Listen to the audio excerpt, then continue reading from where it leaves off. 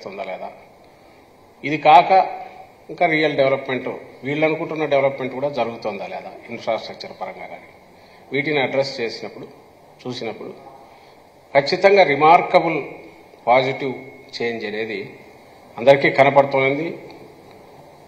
దాంట్లో ఎక్స్పీరియన్స్ కూడా అవుతున్నాం. అయితే అది డెవలప్మెంట్ అనడానికి మనం ఇలాంటి వాళ్లకు సంశయాత్మక వీళ్లకు అంత ఇష్టపడట్లేదేమో అని అనిపిస్తుంది. అందుకోసమే దాని గురించి ఇంకోసారి చెప్దామని అనుకున్నాం. మనం 19లో అధికారంలోకి రాగానే జగన్మోహన్ రెడ్డి గారు తీసుకొచ్చిన ఓ పెద్ద విప్లవాత్మకమైన చేంజ్ ఏదైతే ఉందో, మనకు విలేజ్ సెక్రటేరియట్స్, వార్డ్ సెక్రటేరియట్స్ తీసుకురావడం కానీ డెలివరీ మెకానిజం కింది వరకు తీసుకెళ్ళాం. అంటే గవర్నమెంట్ను డోర్ స్టెప్స్ దగ్గరికి తీసుకెళ్ళాం. అది తీసుకొచ్చిన మార్పు దానివల్ల కేవలం 1,25,000 1,30,000 ఉద్యోగాలు వీటికి రావడం మాత్రమే కాదు, ఈ 15,000 విలేజ్ వార్డు సెక్రటేరియట్స్ ద్వారా.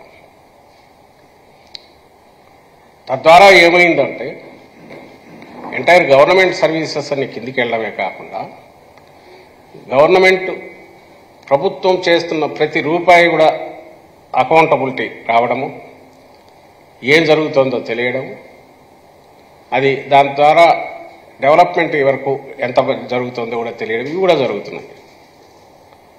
దానివల్లనే ఒక్క స్ట్రోక్తో ఇవి పెట్టిన తర్వాత జగన్మోహన్ రెడ్డి గారి ముందు డాష్ బోర్డులో ప్రతిదీ కూడా యాక్టివిటీ జరుగుతున్న ద్వారా కుటుంబాల్లో, ఇండివిజువల్ కుటుంబాల్లో ఒక్కొక్క కుటుంబంలో ఏ రకమైన చేంజెస్ వస్తున్నాయి అనేది కూడా తెలుస్తుంది.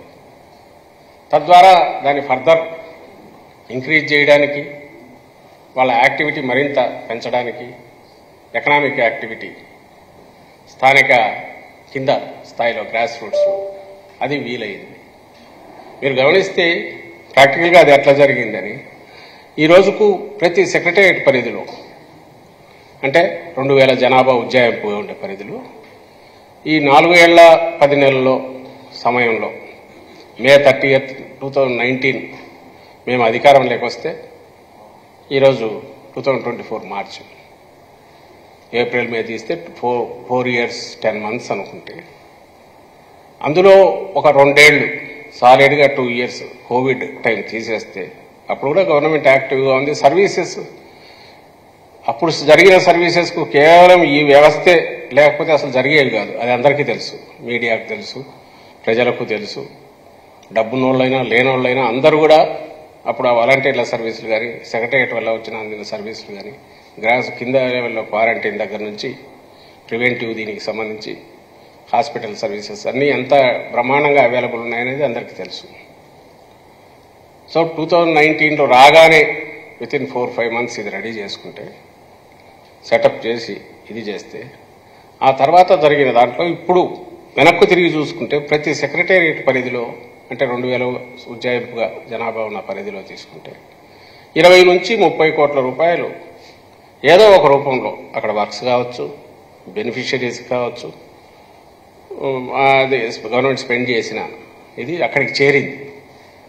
చేరడమే కాకుండా అకౌంట్ ఫర్ అయింది. అంటే అక్కడికి పోతే పలానా ఎవరి దగ్గరికి చేరింది, ఎక్కడికి పోయింది, ఏం జరిగింది కూడా డేటా అంతా ఉంటుంది. పబ్లిక్ డొమైన్లో ఉండేది, ఎవరు కావాలో చెక్ చేసుకోవచ్చు. విలేజ్ సెక్రటేరియట్లోనే తెలుస్తాయి. అక్కడ ప్రోగ్రెస్ రిపోర్ట్ పెట్టాం లాస్ట్ ఇయర్ నుంచి. అక్కడికి వెళ్తే ఏమేమి జరిగాయో కూడా డీటెయిల్స్ ఉంటాయి. బెనిఫిట్స్కు ఏమేమి బెనిఫిషరీస్కి ఏమేమి వచ్చాయో కూడా ఉంటాయి. మీకు అందరికి గుర్తుంటే లాస్ట్ ఇయర్ దాని మీద ఒక ఉత్సవం లాగా కూడా